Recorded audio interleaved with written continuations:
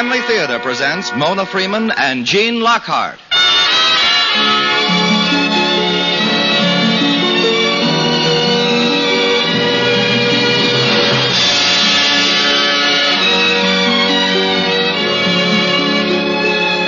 From Hollywood, the Mutual Network, in cooperation with Family Theater, presents Gene Lockhart in The Story of Little Tree. To introduce the drama, your hostess, Mona Freeman.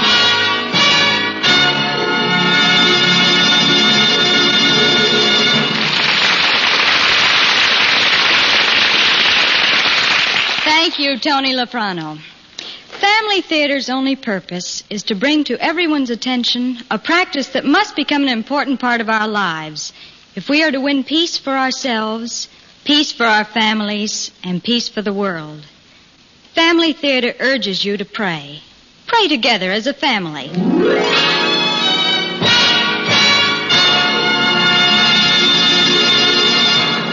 Tonight, Family Theater takes great pleasure in presenting The Story of Little Tree, starring Gene Lockhart as Grandpa.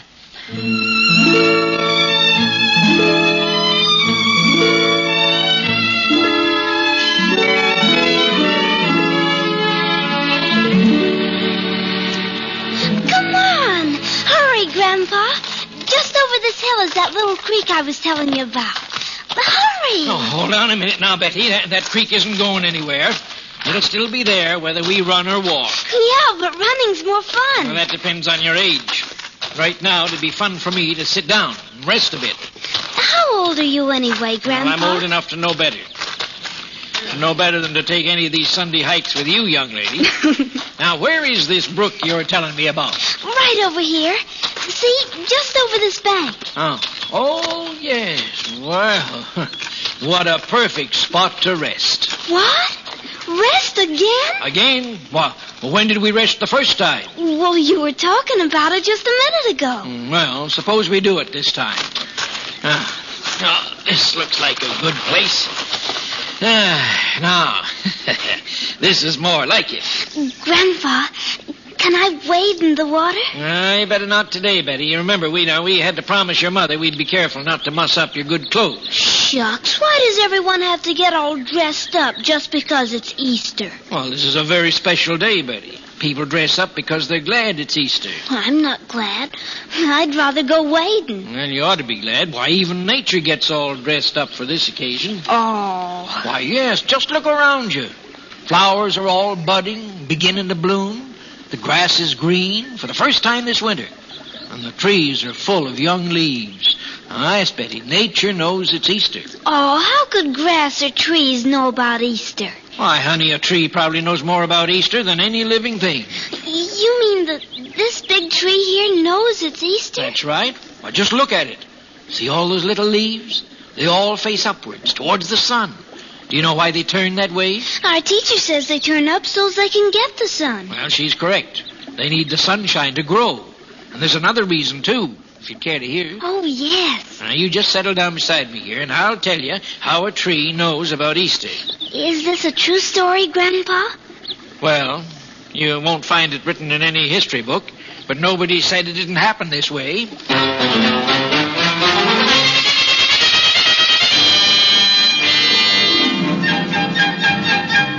Well, this is about a tree that lived many, many years ago in a land that's quite away from where you and I are sitting now. Like any other tree, this little fella sprouted from a tiny seed and began to grow. He could hardly wait for the day when he'd be able to push his head up out of the ground. So the little tree rested and gathered his strength for the big day. And finally, he felt he could make it. So bracing himself on his tiny roots, he gave a mighty push. And he popped out of the ground like a jack-in-the-box. For a few minutes, the bright sunlight dazzled the young tree.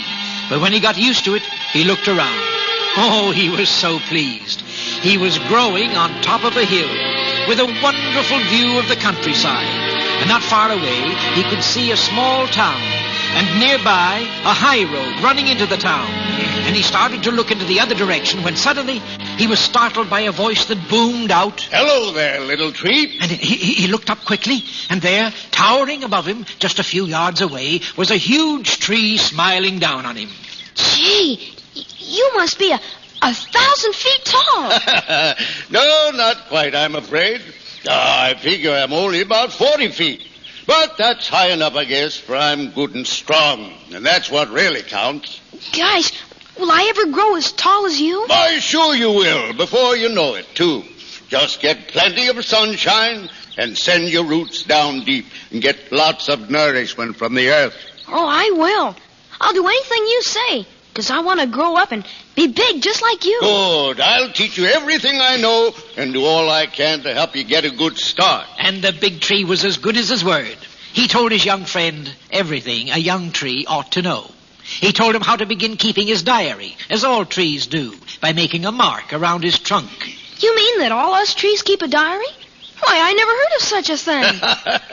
I dare say there are a lot of things you never heard of, my little friend. But how do you do it? And why? Oh, it's easy enough to do. You just make a mark in the wood of your trunk, recording the year's events. These form rings that stay with you forever. For the rings, they can tell how much you've grown during a year. They can tell if there's been lots of rain during a year or if it's been dry and, well, most everything that anyone would want to know about you. Gee, there's more to this growing business than just standing here, isn't there? Yes, but you'll catch on all right. Besides, I'll be here to help you if you ever need it. Gee, thanks, friend tree. You've helped me a lot already. Gosh, I hope I can remember all the things I'm supposed to.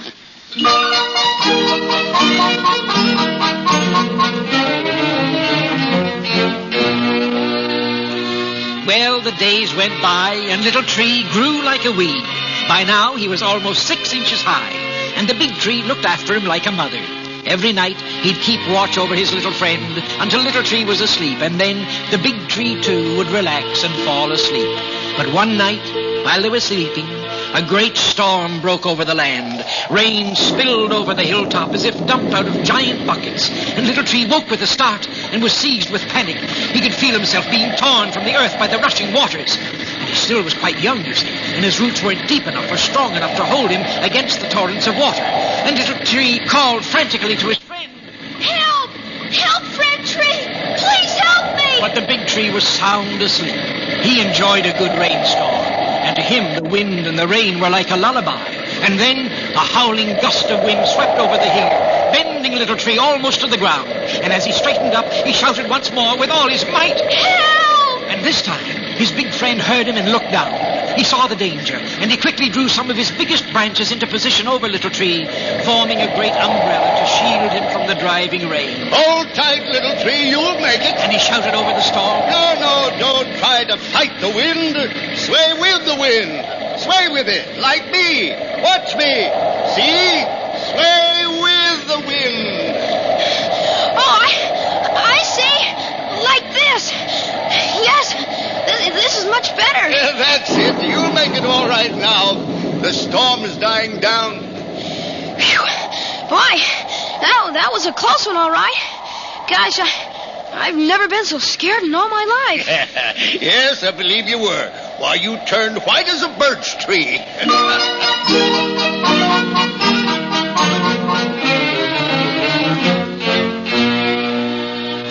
Well, it didn't take long for Little Tree to recover from the storm, and as time passed, he developed into a beautiful tree.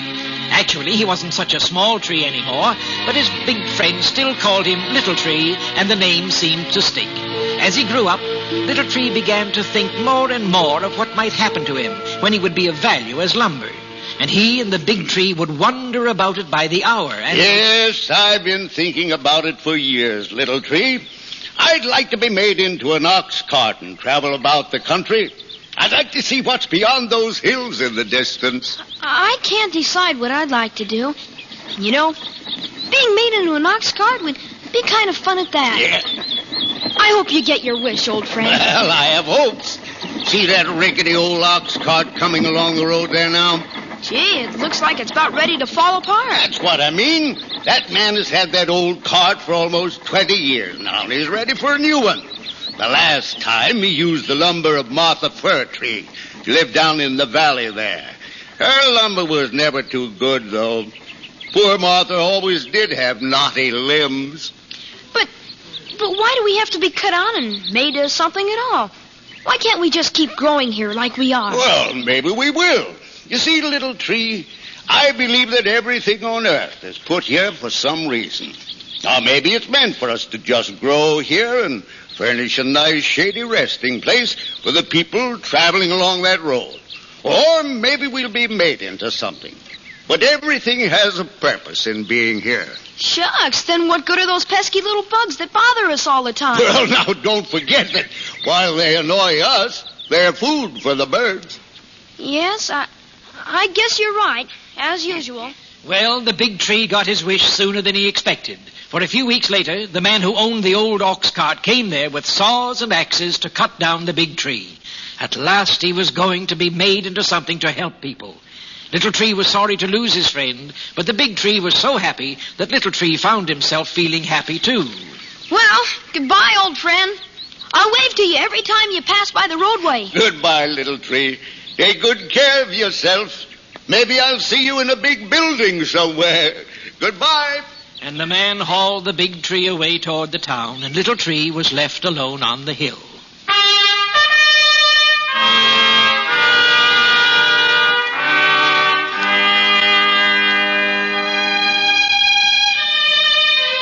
Well, the years went by, and Little Tree became a familiar landmark on the hilltop. By now, he'd grown quite large, and the people of the town always stopped to rest in the cool shade he cast for them. He was happy, for he felt that he was performing a useful service in offering a shady rest haven for the travelers along the road. And then, one quiet night, a strange thing happened. Little Tree was awakened from his sleep by an odd sound. It seemed that he could hear music, and yet it was music such as he had never heard before. It was almost as if the angels themselves were singing. And then, looking upward, he saw the brightest star that ever shone, lighting up the heavens. Little Tree's leaves were as 1,000 eyes, and he turned them all to watch.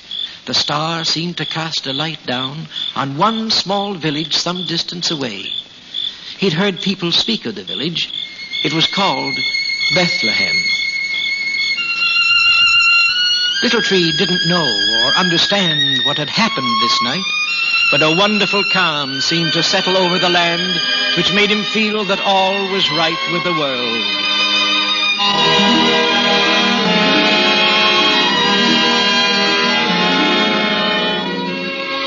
Well, Betty, the years went happily on for Little Tree. And by this time, he was a full-grown, beautiful tree. His trunk was hard, and his limbs firm, and his leaves were the greenest of any tree for miles around. Oh, he was happy, but he still couldn't help wondering if he would ever be cut down and made into something useful. I guess it's natural to want to be something other than what you are.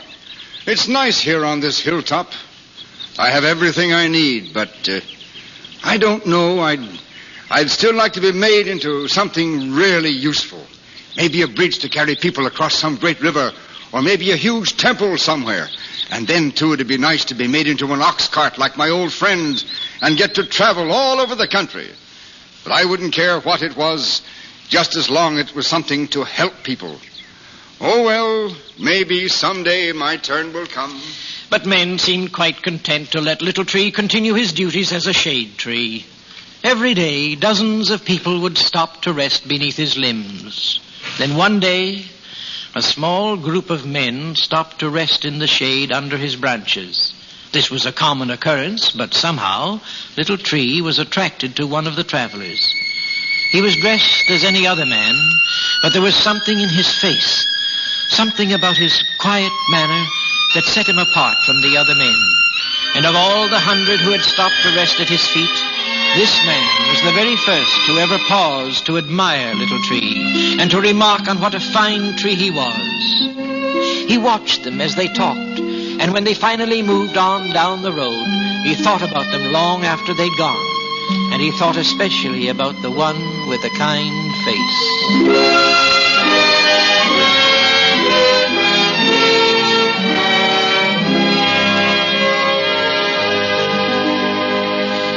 One evening, as Little Tree was preparing to settle himself for the night, he saw a great storm gathering in the distance. Huge black clouds had already blotted out the sun, and the wind swished through his branches, warning the birds to take cover. This looks like a real storm. So Little Tree thought to himself, Oh, well, storms don't frighten me anymore.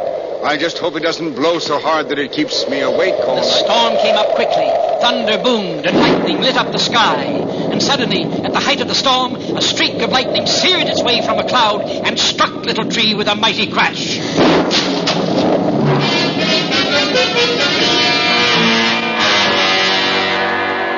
He was stunned. His trunk was split almost in two by the blast.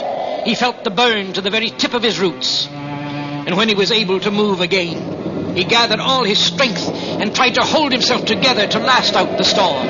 He knew he could do nothing to repair the damage until morning. He was too weak.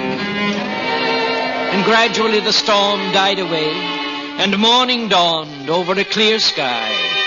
All the earth was wet and fresh and glistening. It was a lovely day, but Little Tree couldn't enjoy it. He looked at himself in misery. His trunk was split by a charred black hole, and the burns still ached all through him. Oh, if only someone would bind up my trunk with a rope or something to close that terrible gap. I know it would heal. Won't someone please help me? But no one offered to help Little Tree. And as the weeks became months, Little Tree grew weaker and weaker. His leaves began to wither and drop away, until his once beautiful foliage was all but gone. Little Tree began to give up all hope of ever recovering. No one seemed to care whether he lived or not.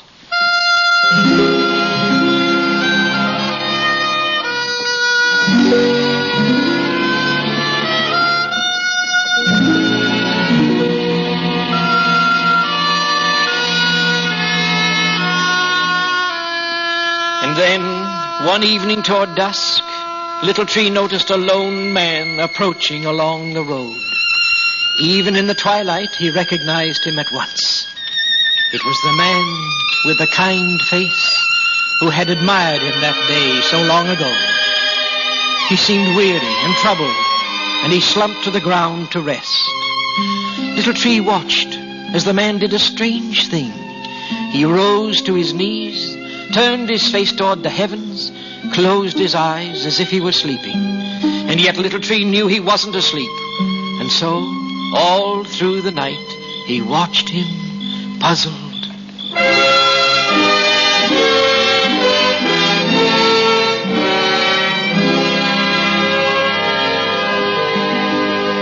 Just before dawn, the man arose and prepared to leave. But then he seemed to notice Little Tree for the first time, and he looked at him for a long while. Little Tree wished that he could make himself disappear, for he imagined the man must be remembering what a beautiful tree he was when they last met. As he watched, the man placed his hands over the charred hole in the tree trunk. Little Tree felt completely relaxed for the first time in months, and as his visitor walked away toward the town, he fell fast asleep.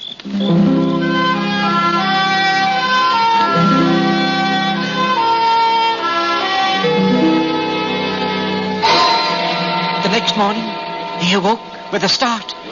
A great crowd of people had gathered around him.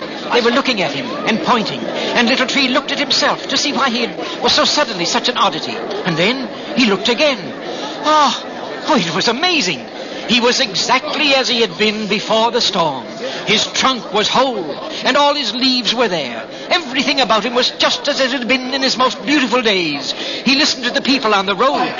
It's unbelievable. Yes, and Little Tree agreed. It was indeed a miracle. And so life was happy once again for Little Tree. And he became the popular landmark on the hilltop once more, with passers-by always stopping to rest in his shade.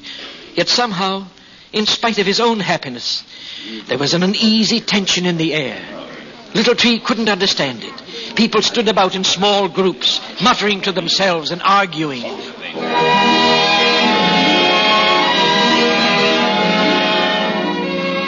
One day, several men with saws stopped before Little Tree and began to look at him from all sides. Little Tree thought surely his big day had come at last, and he shouted to the birds in his branches. At last, I'm going to be made into something. Oh, and it'll be something wonderful. I just know it will. But instead of setting their saws in his trunk, the men climbed into his branches, and they sawed off one of his biggest limbs and carried it away with them. Little Tree was perplexed. He couldn't understand. He couldn't understand what they would want to make with just one limb. He wondered about it all that evening, and the next day it was still puzzling him when he noticed a large procession coming along the road. There were many soldiers and hundreds of men and women, and as they drew nearer, the bark about his trunk stiffened, and he stood still as stone. For there, leading the procession, was the man with the kind face.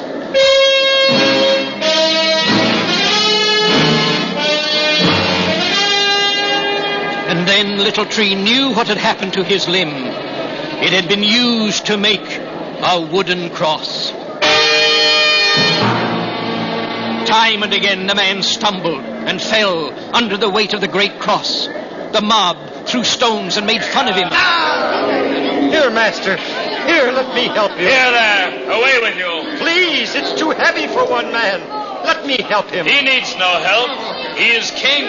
He is God, or so he says. Let him call forth his angels if he needs help. All right, along with you, king. We haven't all day for this business. Come, maybe a few more stones will hurry him along. As Little Tree watched the procession reach the top of the next hill, he could scarce believe his eyes.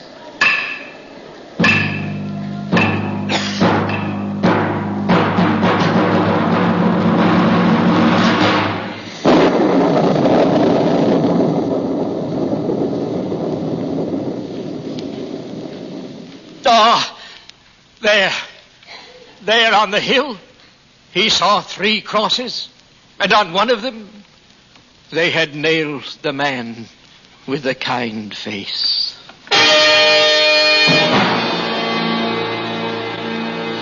Little Tree knew this must surely be the ugliest day in all the world's history. For the first time in his life, Little Tree cried. He cried until all his leaves were wet from the tears. And soon all the trees in the world heard what had happened, and they cried too, for they all knew of the wonderful thing the man had done for Little Tree. And the willow tree shed such great tears, they made its leaves droop to the ground, where they have stayed even to this day. And then what happened, Grandpa? Betty, for 2 whole days, not a bird sang, not a leaf stirred on a tree, not a cricket chirped. It was as if the whole earth were dead. But on the morning of the 3rd day,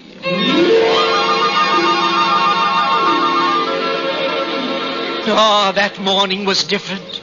Little Tree could feel it from the moment he awoke. The birds were singing. The sunshine was warm. The world was suddenly happy again. And then later he knew why it was happy. For there, walking along the road toward him with his faithful little band of followers, was the man the crowd had nailed to the cross, the man called Jesus. Little Tree was so happy. He waved his branches in the wind, and his leaves all danced with joy. He has come back. He lives. He lives. Little Tree watched as the men stopped beside him, and they listened as the man with the kind face spoke to them for a long time. And then, as he spoke, he began to drift gently upward from the earth into the sky. Little Tree turned all his leaves up to watch this amazing thing, and he suddenly had a feeling the man was leaving never to return, and he cried out after him. Please, please don't go. Though he knew the man would never be able to hear him, a tree, speak, and yet somehow the man did seem to hear, for he turned to Little Tree and said, Keep watch for me, Little Tree, for someday I shall return. And with that, he drifted further upward into the sun, until he seemed to be lifted into heaven itself.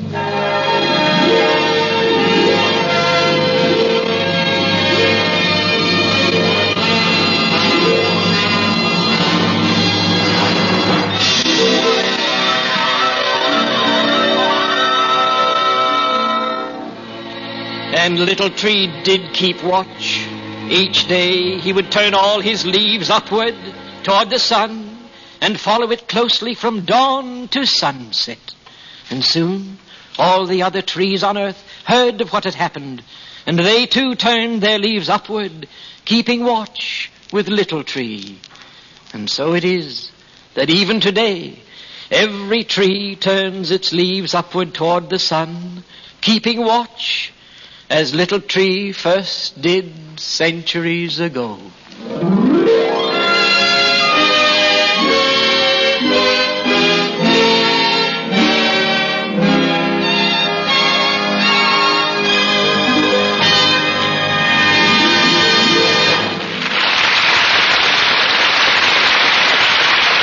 This is Mona Freeman again.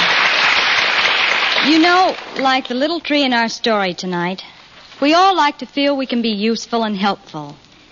And one of the great joys in life is knowing that we're useful and helpful in an undertaking that's worthwhile. None of us can be happy if we live only for ourselves, because the job of living comes from giving. Yes, giving ourselves to something we know is bigger and better, worthier and more enduring than we are. That's why the greatest joy in living is giving ourselves to God. When a family joins together to give themselves to God in family prayer, they are united in a joy and happiness that only family prayer can bring. I guess we all know from experience that it's true. Whatever we give to others comes back to us in some way or another. And whatever we give to God comes back 100-fold.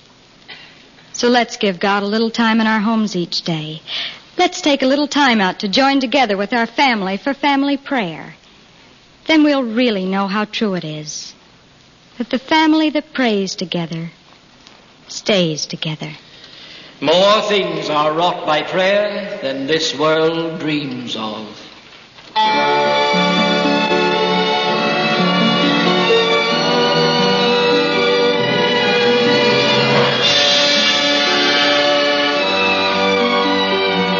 From Hollywood, Family Theater has brought you Gene Lockhart in The Story of Little Tree. Mona Freeman was your hostess. Others in our cast were Francis X. Bushman, Herbert Rawlinson, Ann Whitfield, Michael Edwards, Herbert Litton, and Howard Culver. The script was written by William Lutz, with music composed and conducted by Harry Zimmerman, and was directed for Family Theater by Joseph F. Mansfield. This series of Family Theater broadcasts is made possible by the thousands of you who felt the need for this type of program, by the Mutual Network, which has responded to this need, and by the hundreds of stars of stage, screen, and radio who have so unselfishly given of their time and talent to appear on our Family Theater stage. To them and to you, our humble thanks. This is Tony Lafrano expressing the wish of Family Theater that the blessing of God may be upon you and your home, and inviting you to join us next week at this same time when Family Theater will present Charles Coburn and Gigi Perot in A Pardon for Tippy. Join us, won't you?